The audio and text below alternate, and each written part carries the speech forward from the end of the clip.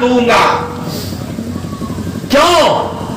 ارے میں نے تجھ کو پیدا کیا ہے, میں نے تجھے چوک دیا دیکھنے کے لیے, میں نے تجھ کو جبہ دیا بلار جنو, میں نے تجھ کو ہاتھ دیا چھوار جنو, میں نے تجھ کو پاؤں دیا چلار جنو, میں نے تجھ کو کان دیا سنار جنو, اور مجھ کو چھوڑ کر کے تم کسی اور سے مانگتا ہے.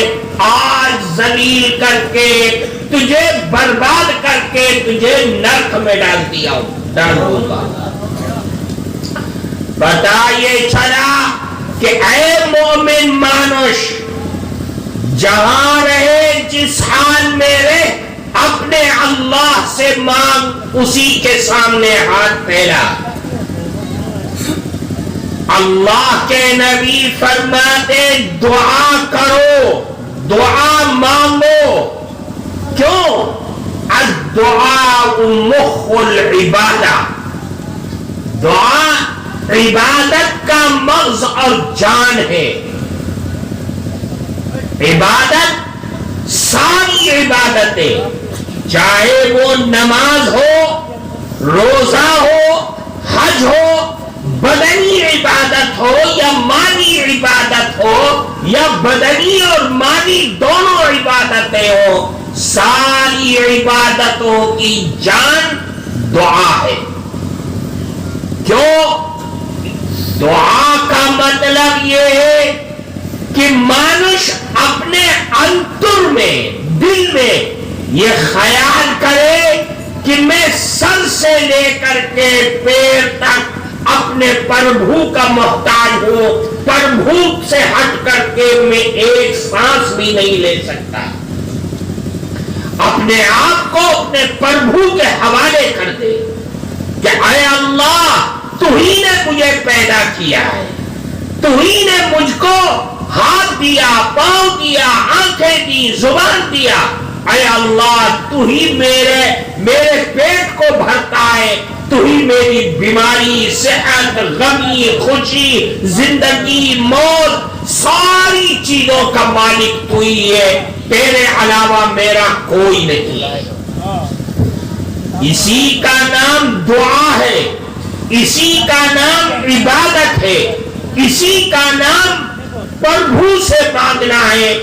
اس لیے فرمایا کہ الدعاء هو العبادہ, دعا تو نام ہی عبادت کا ہے, دعا کا مطلب ہی عبادت کرنا ہے. کیوں؟ اس لیے کہ عبادت کہا ہی جاتا ہے کہ اپنے آپ کو اپنے اللہ ہی کے حوالے کر دینا. اللہ نے قرآن میں فرمایا ادعوا ربکم تضرعا وخفیا, اے مومن مانوش, اپنے پربھو کو پکارو, رو رو کر کے, گڑ کر کے, اپنی چوک سے آنسو بہا کر کے اپنے اللہ کو پکارو.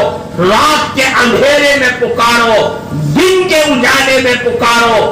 اللہ اپنے بندوں کی باتوں کو سنتا ہے. اللہ سے مانگنا, اللہ سے فریاد کرنا.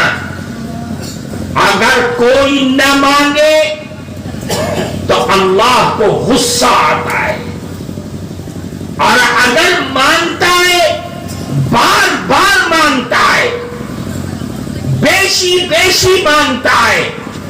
جتنا زیادہ مانگے گا اتنا ہی پربھو خوش ہوتا ہے. اللہ کے نبی فرماتے من لم یسأل اللہ یغضب علیہ, جو اللہ سے نہیں مانگتا ہے اللہ کو اس پر غصہ آتا ہے. بجھی نہیں؟ اللہ سے مانگنا, اللہ سے فریاد کرنا, اللہ کے سامنے ہاتھ پھیلانا کہ اے اللہ میری یہ ضرورت ہے, پورا فرض کر دیجئے. اب سوال پیدا ہوتا ہے کہ اللہ سے مانگا جائے تو اس کے لیے 3 شرطیں ہیں. کتنی؟ 3. اس کی شرطیں کتنی ہیں؟ 3. بتائیں نہ بتائیں؟ سب سے پہلی شرط ادعوا اللہ وانتم موقنون بالاجابہ. اللہ سے مانگو تو اپنے انتر میں یہ خیال پیدا کرو کہ جس اللہ سے میں مانگ رہا ہوں وہی میری ضرورت کو پورا کر سکتا ہے، اس کے علاوہ کوئی نہیں کر سکتا. کتنی ہو گئی؟ 2. 1. اللہ سے جب مانگنے بیٹھو ہاتھ پھیلاؤ تو دل میں یہ خیال کرو کہ اے اللہ تو ہی میری ضرورت کو پورا کر سکتا ہے. تو خزانوں کا مالک ہے، طاقتوں کا مالک ہے، قدرتوں کا مالک ہے. تو علیم ہے، سمیع ہے، خبیر ہے، بصیر ہے. تیرے علاوہ کوئی میری ضرورت کو نہیں پورا کر سکتا. ایک چیز. دوسری شرط وَاعْلَمُوا أَنَّ اللَّهَ لَا يَسْتَجِيبُ دُعَاءً مِّن قَلْبٍ غَافِلٍ لَاهٍ. اے مومن مانوش، ناری ہو یا پروش، یہ جان لو کہ اللہ ایسی دعا کو ہرگز قبول نہیں کرتا کہ جبہ سے تو مانگ رہا ہے لیکن تیرا انتر دنیا میں لٹکا ہوا ہے. زبان سے تو کہہ رہا ہے کہ اللہ میرے کاروبار دے دے، مجھے برکت دے دے، لیکن انتر باڑی میں لٹکا ہوا ہے، دکان میں لٹکا ہوا ہے، کھیتوں میں لٹکا ہوا ہے، دوستوں میں، دنیا میں گھسا ہوا ہے. اللہ ایسی دعا کو نہیں قبول کرتے. کیا مطلب؟ جب تم دعا کرو تو دماغ، جبہ، انتر سب اللہ کی طرف متوجہ ہونا چاہیے. سر سے پیر تک بھکاری بن جاؤ، فقیر بن جاؤ. سر سے پیر تک فقیر بن جاؤ. ہمارے گاؤں اور باڑی میں فقیر آتے ہیں. فقیر بجھی ان کا کپڑا کیسا ہوتا ہے؟ ان کے ہاتھ میں جو پیالہ ہوتا ہے مانگنے کا، کیا کہتے ہیں اسے؟ پٹا. پاٹی. پاٹی کیسی ہوتی ہے؟ الگ طرح کی ہوتی ہے کہ نہیں؟ اور وہ جو آواز لگاتے ہیں بھاگ دے دو، پیسہ دے دو، کوئی گاتا ہے، کوئی کچھ کرتا ہے، کوئی کچھ کرتا ہے. تو ہمارے بچے کیا کرتے ہیں؟ اے مائی، اے باپ، بابا آئے گئی چھلیں، پیسہ دے دو، ٹکا دے دو، بھاگ دے دو، اور وہ اس کے پارٹی میں لے جا کے ڈال دیتے ہیں. کیوں؟ بچے کو کیسے معلوم کہ یہ فقیر ہے؟ ہمارا چھیلا کیسے معلوم کہ یہ فقیر ہے؟ اس کا لباس بھی فقیروں کا ہے، اس کے ہاتھ میں پاکی بھی فقیروں کی ہے، اس کے جبہ سے جو الفاظ نکل رہے ہیں وہ بھی فقیروں جیسے ہیں. دور سے ہمارے چھیلے پہچان لیتے ہیں کہ یہ فقیر ہے، بابا ہے، یہ مانگنے والا آ رہا ہے. اللہ کے نبی فرماتے ہیں اے مومن مانوش، جب تو اپنے اللہ سے مانگنے کے لیے بیٹھ تو تو سر سے پیر تک فقیر بن جا کہ اے اللہ میرا جینا بھی تیرے لیے، میرا مرنا بھی تیرے لیے، میری زندگی کا ہر لمحہ تیرے لیے ہے، تیرے بغیر میں کچھ نہیں کر سکتا ہوں، سر سے پیر تک میں تیرا محتاج ہوں. تب جا کر کے اللہ کی رحمت کے دروازے کھلیں گے. کتنی شرطیں ہو گئی؟ 2. یاد ہے؟ بھول گئے؟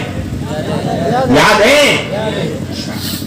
تیسری شرط بہت ضروری، حضرت ابو ہریرہ رضی اللہ تعالی عنہ اس حدیث کے راوی ہیں، فرماتے ہیں اللہ کے نبی نے فرمایا ان اللہ طیب، کہ اللہ بالکل پاک اور صاف ہے، ٹھیک؟ لیکن وَإِنَّ اللَّهَ أَمَرَ الْمُؤْمِنِينَ بِمَا أَمَرَ بِهِ الْمُرْسَلِينَ، اللہ نے مومنوں کو، مومن مانوس کو انہی چیزوں کا حکم فرمایا جو باتیں اللہ نے اپنے رسول اور پیغمبروں کو حکم فرمائی ہے۔ کیا مطلب؟ اللہ نے قرآن میں فرمایا یا ایھا الرسل کلوا من الطیبات واعملوا صالحا، اے پیغمبروں پاک صاف حلال چیزیں کھاؤ اور نیک عمل کرو، ٹھیک؟ بجی پھر آگے قرآن میں اللہ نے فرمایا مومن مانوس کو یا ایھا الذین آمنوا کلوا من طیبات ما رزقناکم، کہ اللہ نے جو کچھ تم کو دیا ہے اس میں سے پاک صاف حلال چیزوں کو استعمال کرو، اسی کو کھاؤ، بجی؟ پھر اللہ کے نبی کو اور جلا لایا، اللہ کے نبی نے ایک نقشہ کھینچا، ایک مسافر کا، ایک مانوس ہے بیشی دوری سے سفر کر کے آ رہا ہے، ثم ذکر الرجل یطیل السفر اشعث اغبر یمد یدیہ الی السماء یا ربی یا ربی یا ربی